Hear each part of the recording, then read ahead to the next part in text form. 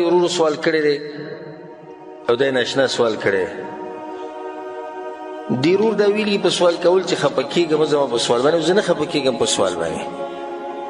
خو چې دومره چې د ادب په دایره کې دننه وي نور چې څه قسمه سوال د چا په زړه کې راځي کولی شي ما ته معلومي جواب در کوم نه معلومه څه پابه ته ما ته پته نشته خو د ادب په دایره کې دننه سوال دا دی چې ستا دا بیانونه او ستا درسونه موږ ګورو ډېرې مسلې ته موږ زده کړې ښکاره دا شوه چې زموږ دا مونځونه رسې چې دا ټول پالتو وي دا سوال دی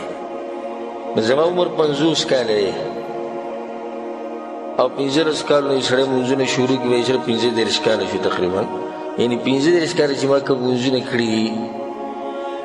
دا ټول باطل دي دویمه خبره وی د هغې وجه دا دی چې ته په خپله وایې چې حنیفه صاحب دا ورو سوال دی حنیفه د امام صاحب نوم دي بعضو کسان له نه ورځي خو به داسې نښتې ګوري د امام ابو حنیفه رحمه الله چې ته وایې امام ابو حنیفه نه پوهېږي او ته وایې امام مالک نه پوهېږي او ته وایې امام شافعي نه پوهېږي او ته وایې امام احمد بن حنبل رحمه الله نه پوهېږي نو چې دا دوی څه بیان کړي دي بیا خلکو ته درېیم سوال د ده په دې سوال کې چې ستا پخواني مونځونه خو هم بیا ټول باطل دي ځکه چې ته به هم د اول نه خو حدیث اهل حدیث او سلفي نه وي خو ته هم حنفي وي بیا وروسته اهل حدیث شوی نو ستا مونځونه خو هم پالتو دي بیا ټول جواب د دې مسلې وبالله التوفیق هغه دا دی اول خو د منځلي مسلو له راځو بیا به د نورو خبرو له راځو د دې یو نیم سړي هسې خوښه یي چې ما ته ووایه چې ستا مونځونه نه دي شوي او د دې یو نیم سړي هسې هغه اوبه خړوي که نه لکه زما دا مور پلار کافران تا ته چا ویلي چې کافران او ستا نیکه ته چا کافر ویلی دې ځکه خبره زما او ستا روانه ده ما او تا خبره کوو د قرآن او حدیث په رڼا کې ته صرف خپل پلار او نیکه پکې راچې موږ خو د اوسه پورې چا ته دا خبره نه ده کړې او چا ته غلطي خو وه د دې مطلب دا شو چې دا د ده د مور پلار او په نیکونو باندې فتوا لګول دي یا ده ته ویل دي چې ستا تېر شوی ژوند ټول تباه شوی دا خبره مو چې ده نه کړې کوم مونځونه چې سړی په جهالت کې وکړي د یو مسلې نه خبر نه وي هغه مونځونه د الله نه په الله باندې ګمان دی او د الله نه امید دی چې انشاءالله الله به یې قبلوي او د هغې بیا کولو ته ضرورت نشته او په هغې باندې دلیل دی یو دلیل خو دا دی چې الله په قرآن کې وایي ربنا لا تؤاخذنا ان نسینا او اخطأنا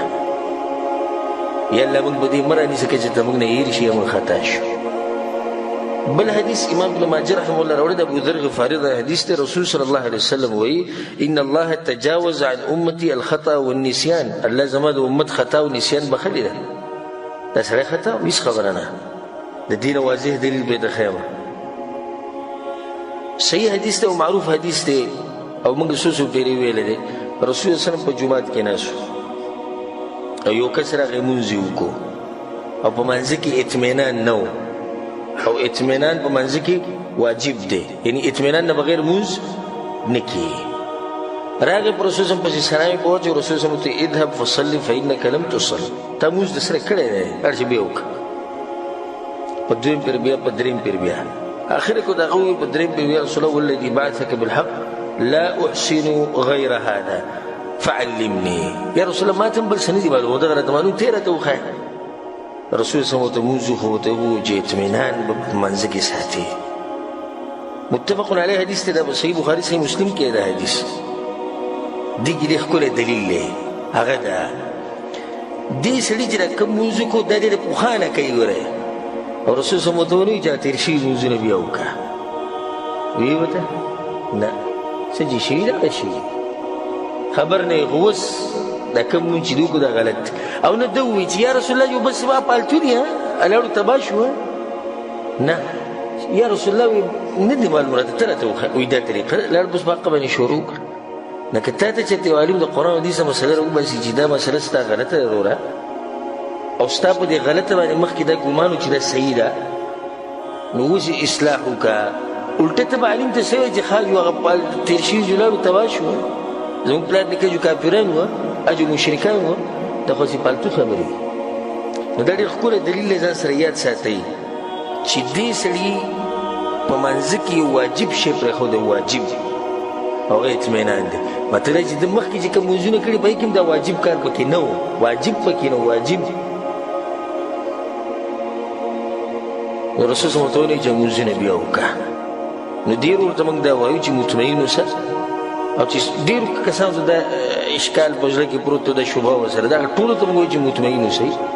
هکه ستاسو شوق یې د مونځونو د بربادولو بیا ځان له فتوې ورکوو چې برباد شوي نه خو موږ الحمدلله د اوسه پورې چا ته دا نه دي ویلي چې ستا تېرې شوي مونځونه هغه ټول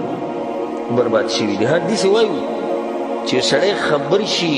یو کار په منځ کې لازم دی قرآن او حدیث په رڼا کې خبر شي ښه واوري بیا یې نه کوي بیا د قصدن عمدن کوي د حکم بیا جدا دی یو سړی نه وي خبره عالم ورته خبره بیانې کړې ده مولوي صاحب مفتي صاحب د ده پې ښه ګمان و چې ما ته صحیح مسله بیانه کړې ده پې عمل کړی دی انشاءالله الله به دې د عمل قبلوي بیا دویمه مسله دا ورور وایي چې ته وایې چې امام ابو حنیفه نه پوهېږي امام مالک امام شافعي امام احمد حنبل دا سراسر بهتان دی او الله به دې خبره ګواه ده او بیا زموږ دا ملګري او چې څوک زما درسونه اوري او څوک به کینه ګواه چې اوسه پورې ما دا خبره کړې نه او زه څوک یم چې زه به دا وایم چې دوی سره علم نه و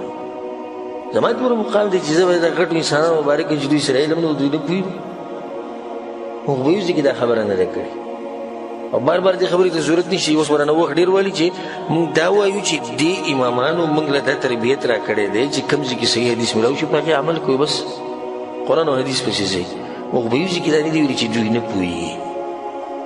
دا خبره که دا رورې کوي که بل څوک یې کوي که بل څوک یې کوي دا سراسر بهتان دی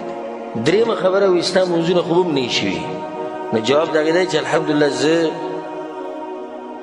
پیدا شوی سلفي یم زه راوړېدلی نه یم سلفیت ته زه پیدا شوی سلفي یم او الحمدلله الله سبحانه وتعالی زموږ والد صاحب په ژوند کې برکت واچوي هغه مخکې نه اهل حدیثو سلفیو زه چې پیدا شوی یم په دغه منهج یم ځکه ما یو پیر مونځو کې یو کس راته ووي تا د پلار لیکنه چې راته تپوس کړی چې ته څنګه مونځ کې تا چې نوي طریقه ته کې ما اوس به دې څه په کوم سپین ږیره ما هغه پلار نیکه راته داسې ښوولی ښه وایي تاسو به ټول ورغلي یې بیا زه به بیا صحیح ده زه مې ته په دې خلاص کړی چې دی اوس په وکې او دلایل او کوم چې ځوانان دي تعلیم یافته دي هغو چې په وکې نو سم یو اوږده اوږده تقریرونه به ورته کوي نو بیا هم کیدی شي چې خبره ده چې ویې مني نو بیا سپین ږیرې په وکړو خو ډېر ګران کار دی الا من رحمه ربي چې الله پرې رحم وکړي او سینې کوله وکړي حق ته نه بیا اسانه ده الله یې زموږ سینې حق ته کوله وکړي